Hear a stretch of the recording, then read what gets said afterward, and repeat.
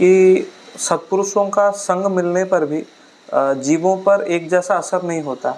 कुछ जीव ऐसे होते हैं जो स्वतः ही आकर्षित हो जाते हैं और तुरंत ही उनके कहे मार्ग पर चलने का प्रयास करने लगते हैं, और कुछ जीवों को उनकी बातें पल्ले नहीं पड़ती, वो समझ नहीं पाते। तो ऐसा दास के मन में प्रश्न आता है कि जो भगवान की ओर जाने का जो विचार जीव में उत्पन्न होता है, उस विचार के उत्पन्न होने में क्या उसके पुण्य प्रारब्ध हेतु हैं, या भगवान की कृपा है? और अगर भगवान की कृपा उसकी है, उस मतलब जीव के भगवान की ओर जाने का कारण है, तो फिर कृपा सब पर तो एक जैसी होनी चाहिए। तो फिर सभी एक जैसे ही उन पर एक मतलब संतों का या महापुरुषों के जो वाणी है उनका एक जैसा प्रभाव रहना चाहिए। तो फिर भगवान की कृपा का हेतु क्या है कि किस जीव पर कृपा होती है?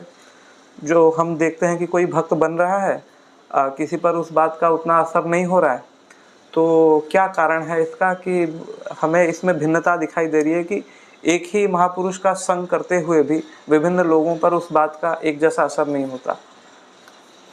इसका कारण केवल भैया अहंकार है। हमने महापुरुष की सानिध्य तो हमने किया, उनकी केवल वाणी सुनी, लेकिन अपना अहंकार हम साथ में रख रहे हैं कि जो महाराज कह रहे हैं उसमें अपने विवेक को लगा लगा के छांटबीन कर रहे हैं। छांटबीन करते हैं, गुरु जी ने ऐसा कहा है लेकिन वह ऐसे कैसे हो सकता है। ये जो संकालू जो हृदय बना है तो कृपा नहीं होती, क्योंकि वो भी संसार से जुड़ा है। और जबकि गुरु जी के शरण में जाने का मतलब ये होता है सर्वात्म समर्पण, जहाँ अपनी कोई सत्ता नहीं रहती, केवल गुरु जी की सत्ता होती। तो जो आँख मूंद करके और जो गुरु जी के वचनों में चल देते हैं उन्हें सफलता मिलती, क्योंकि उनका हृदय जो है उसी ओर चलने लगता है। देखो, कोई भी बालक पैदा होता है तो पहले माँ का दूध ग्रहण करता है कि नहीं? उसको अगर अन्न खिलाओ तो वो नहीं खाता है, लेकिन माँ चाहती है कि ये मैं दूध कब तक इसको पिलाऊंगी, इसको आगे चल करके और भी तो जीवन बढ़ना है ना इसको, तो अन्न खिलाना शुरू करती है कि नहीं? फिर कुछ दिनों के बाद खाते खाते वो दूध छोड़ देता है, अन्न खाने लगता है कि नहीं खाने लगता। ऐसे ही हमारा मन महापुरुषों की वाणी में ना लगे, सुने भर ठीक है, लेकिन चलना महापुरुषों के तरफ चाहिए। उन्होंने ऐसा कहा है तो थोड़ा चल के देखें। यह नहीं कि वहीं खंडन करना शुरू कर दिया तो आप सुनते हुए भी अलग हो गए, क्योंकि उनकी बातों पर हमारी शंका हुई भाई, पूर्ण भरोसा नहीं हुआ। देखो, तुलसीदास जी महाराज रहे हैं, उनके हृदय में लगन लगी कि हमें राम जी की का दर्शन कैसे हो। हृदय छटपटाता था ना, तो जा कर के काशी में रहते रहे, भूत प्रसन्न हो गया। आपने कथा सुनी होगी, भूत खड़ा हो गया। अब भूत ने कहा कि तुलसीदास मांगो वरदान, क्या चाहिए? कहा आप अपना परिचय तो दो। कहा हम तो भूत हैं। कहा तो इतनी कृपा करो, हमें भगवान का दर्शन करा दो। कहा ये कहाँ मैं कर सकता हूँ, मैं तो कर ही नहीं सकता हूँ। तो कहा फिर उपाय बताइए। तो उपाय भूत ने बताया, तो गए हनुमान जी के दर्शन हुए कि नहीं हुए? ऐसे ही महापुरुषों की वाणी में विश्वास तो होना चाहिए। जैसे भूत ने आखिर भगवान ही का रास्ता बताया ना, उस पर विश्वास किया। तुलसीदास जी ने भूत की वाणी पर विश्वास किया तो परमात्मा को पाया कि नहीं? ऐसे संतों की वाणी में जब हमारा विश्वास है ही नहीं, अहंकार के कारण उनकी बातों का हम खंडन करते हैं, तो सुनते हुए भी वो संसार में ही है। और जबकि महापुरुषों के वाणी में जाकर के अपना दिमाग नहीं लगाना चाहिए, उनके दिमाग से हमको अपना दिमाग चलाना चाहिए। जो इस तरह से चलाते हैं वो भगवान की ओर चलते हैं। अब पूरा संसार किसका है? भगवान का है। चाहे वो अच्छा हो चाहे बुरा हो। आपके 4 लड़के हैं, कोई शराबी है, कोई कबाबी है, कुछ आपका आज्ञाकारी है, तो बोलो आपकी दया सब पर नहीं है? अखिल विश्व यह मोर उपाया, सब पर मोहि बराबर दाया। भगवान कहते हैं सब मेरे बड़े प्यारे हैं, मैं हृदय से लगाता हूँ। अब इसको कैसे जीवन चलाना चाहिए, भगवान ने वेद शास्त्र पुराण साधु संतों को बताया। भैया कर्म करने में आप स्वतंत्र हो, चाहे अच्छा करो चाहे बुरा करो। केवल मनुष्य योनि ही एक ऐसी योनि है जिसके द्वारा 84 लाख बंद भी होता है और 84 लाख पुनः खुल भी जाता है। तो ये पुराण बताते हैं ना, साधु संत बताते हैं, महापुरुष भी बताते हैं, और ये सब कोई सुनता है, लेकिन सुनने का ढंग अलग है। जैसे इसी बात को देव माने भगवान के दूत आए और धुंधकारी ने कथा सुनी और गोकर्ण जी ने सुनाया, तो केवल विमान आया किसके लिए? धुंधकारी के लिए। अब जब विमान से जाने लगे तो गोकर्ण जी ने रोका, भैया रुको थोड़ी। हाँ बताइए। कहा ये बताओ, इन महात्माओं ने भी तो कथा सुनी है, तो इनके लिए क्यों विमान नहीं आया है? हमने भी तो कथा कही है, तो हमें विमान क्यों नहीं आया है? तो कहा भाई हम ये नहीं बता सकते, प्रभु से पूछ के बताते हैं। कहा तो आप जरूर बताइएगा। तो देखो वो गए वहाँ पर, और जब वहाँ जाते हैं भगवान से पूछ करके आते हैं, तो कहते हैं जितने मनोयोग के द्वारा धुंधकारी ने कथा सुनी है, जो व्यक्ति दुखी होता है उसी को लगता है कि भगवान की कृपा हो जाती। आज भी देखो, जब कोई साधन नहीं मिलते, कोई सहारा नहीं मिलता, लात मारता है आदमी, तो भगवान की ओर चलता है कि नहीं चलता? तो आ करके बताया कि जितनी मनोयोग से और धुंधकारी ने कथा सुनी है, अगर ऐसी कथा ये सब बैठे साधु सुने होते तो इनके लिए भी विमान आता। ऐसा कहा तो दोबारा कथा हुई और फिर सबके लिए अलग अलग विमान आया कि नहीं आया जी, और चले गए कि नहीं। तो ये सुनने से क्या होता है? खूब बैठे रहो सत्संग में, मनोयोग होना चाहिए हमारा। जो कहा जा रहा है भैया ऐसा कहा है, चलो हम करेंगे चाहे कुछ भी हो जाए, ऐसी दृढ़ता जिसके जीवन में है ना, तो देखो वो चले जाते हैं, पास हो जाते हैं भगवान के। भगवान के हाथ तो एक कृपा का अंक भी है कि पूरे नया में कोई बात नहीं है, थोड़ी बहुत भी आ जाए भैया, लेकिन कृपा के द्वारा पास कर देते। पर हाँ चले तो कोई। अब बिल्कुल चल नहीं है, किसी महापुरुष ने कुछ कहा धर के चला दिया, अरे इधर ठीक नहीं कहा उसने, ये ठीक है, वो नहीं है भगवान के रास्ते में। वो सुनता भर है, टाइम पास कर रहा है, वो कैसे जाएगा उधर? जो विश्वास करके महापुरुष की वाणी में, जैसे भूत की वाणी पर विश्वास किया तो पहुँचे भगवान के पास की नहीं पहुँचे, ऐसे ही महापुरुष बिल्कुल गलत नहीं है।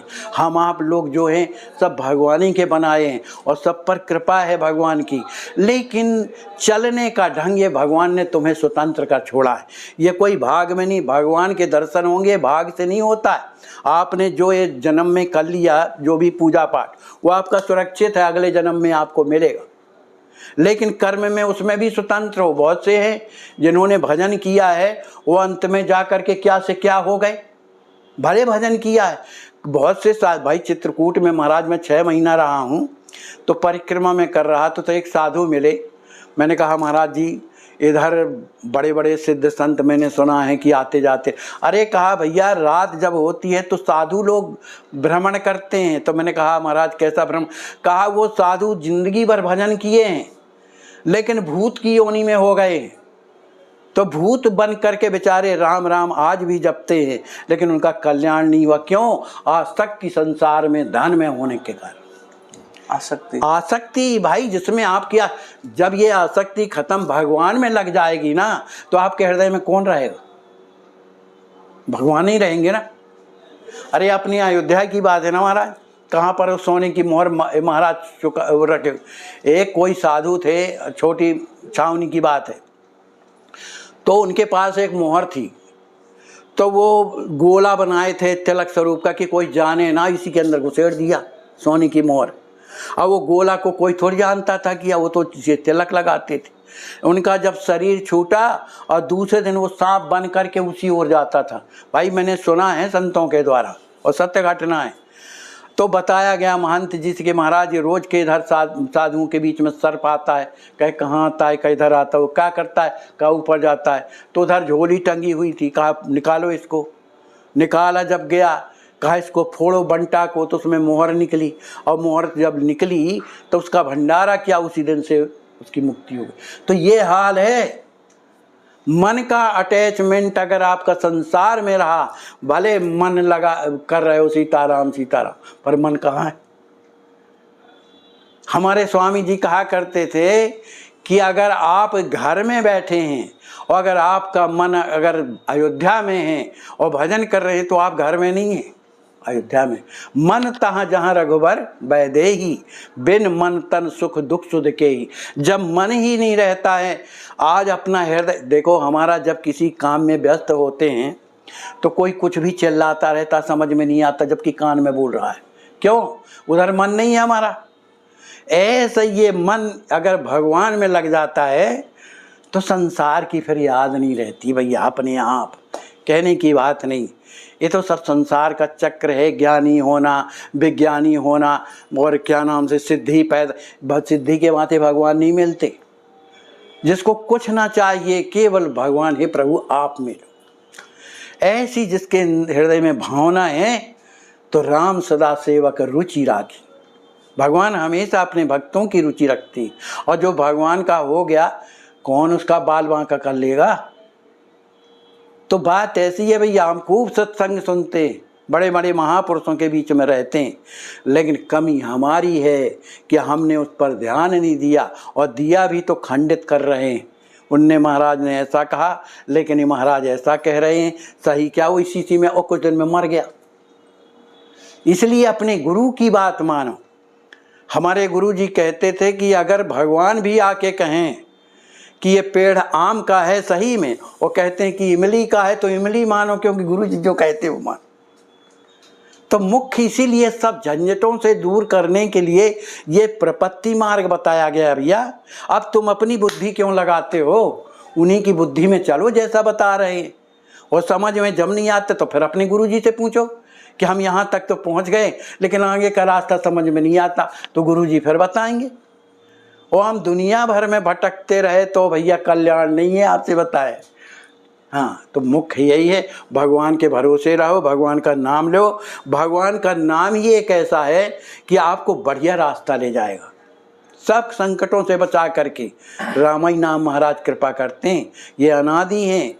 राम जी महाराज का नाम जो है, राम जी को कौन जानता है? राम के नाम से जानता है ना आदमी। अगर नाम ना हो तो कौन उनको जाने? वाल्मीकि जी महाराज ने पहली से वाल्मीकि रामायण लिख दी थी, राम जी का जन्म बाद में हुआ, और उसी के अनुसार राम जी को सब क्रिया करनी पड़ी। तो नाम पहले से भी था, और भगवान तो धराधाम छोड़ कर ही चले गए, लेकिन उनका नाम आज भी काम कर रहा है ना भैया। तो बस नाम का आश्रय पकड़ो, गुरु जी की आज्ञा मांग करके चलो, अपना जीवन बढ़िया। बोलिए श्री सीताराम जी महाराज की।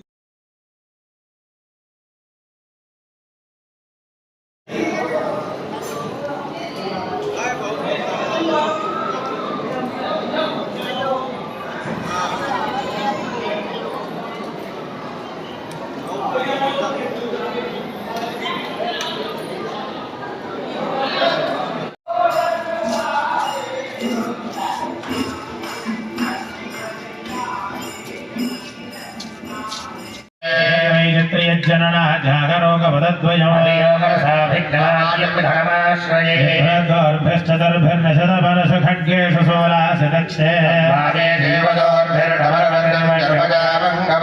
भीमा भीमा हिमाला भरितभुजगटे कर्णमोत्थनायताङ्गाः श्रियक्षणो सामभदनदजान् सर्वदा घोररुद्रः वेदादिलकुलीशान्तान् योगाचार्य परम्परान्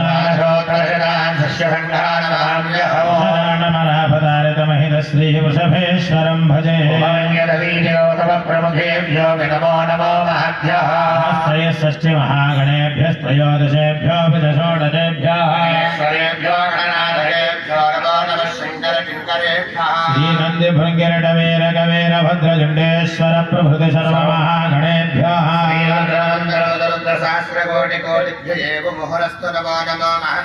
ॐ स्मगुरवे नमः। ॐ परमगुरवे नमः। ॐ परापरमगुरवे नमः। देवेभ्यो नमः। देवेभ्यो महाजनेभ्यो ब्राह्मणेभ्यो नमो नमः। मुहूर्तोऽस्तु अभ्युदयमुहूर्ते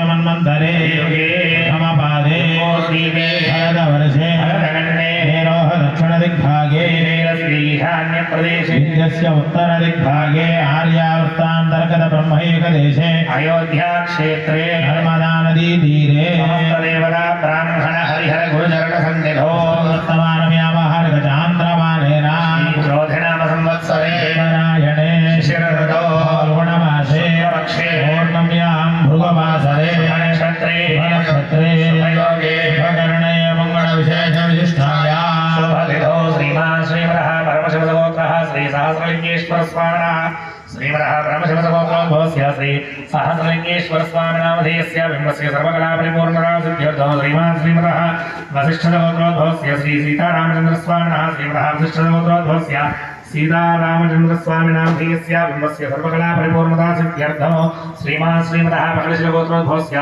रमणानन्दमहर्षिनामधेयः सहवलम्बानाम् आयुष्याभिवृद्ध्यर्थं श्रीमान् श्रीमदः मिथुनगुरुगोत्रोद्भवस्य श्रीनिवासराणामधेयस्य धर्मज्ञः वेङ्कटाद्रिलक्ष्मीनामदेवत्याः सौभाग्यवत्याः इष्याभिवृद्ध्यर्थविश्वाससम्पत्त्योः कुमार्याः प्रिया साई लक्ष्मी तेजस्वी नामदेवत्याः इदमासम्पत्त्योः राधा साई वैष्णवी नामदेवत्याः सह कुटुम्बानाम् आयुष्याभिवृद्ध्यर्थं श्रीमान् श्रीमदः देवशङ्करगोत्रोद्भवस्य साई सौमित्रनामधेयस्य धर्मज्ञाः उमा नागवेङ्कट साई लक्ष्मी ऐश्वर्या नामदेवत्याः सह कुटुम्बानाम् आयुष्याभिवृद्ध्यर्थं पैडिपालगोत्रोद्भवस्य नागेश्वरराव नामधेयस्य सकुबाई नामदेवत्याः सह कुटुम्बानाम् आयुष्याभिवृद्ध्यर्थं पैडिपालगोत्रोद्भवस्य आदिनारायण नामधेयस्य धर्मज्ञाः लक्ष्मी नामदेवत्याः सह कुटुम्बानाम् आयुष्याभिवृद्ध्यर्थं पैडिपालगोत्रोद्भवस्य तुलसी सरोजकुमार नामधेयस्य धर्मज्ञाः बेबी नागवेङ्कट अनुश्री नामदेवत्याः सह कुटुम्बानाम् आयुष्याभिवृद्ध्यर्थं पैडिपालगोत्रोद्भवस्य श्रीनिवासराव नामधेयस्य रजनी नामदेवत्याः सह कुटुम्बानाम् आयुष्याभिवृद्ध्यर्थं पैडिपालगोत्रोद्भवस्य विक्रम नामधेयस्य लक्ष्मी तेजस्वी नामदेवत्याः पैडिपालगोत्रोद्भवस्य ओल पवन कुमार नामधेयस्य मणिकुमार नाम साई कीर्तना नामदेवत्याः सह कुटुम्बानाम् आयुष्याभिवृद्ध्यर्थं पैडिपालगोत्रोद्भवस्य फणिकुमार नामधेयस्य सह कुटुम्बानाम् आयुष्याभिवृद्ध्यर्थं अक्षतలు జత పట్టుకోండి చెప్పండి अस्माकं मम सह कुटुम्बानां क्षेम स्थैर्य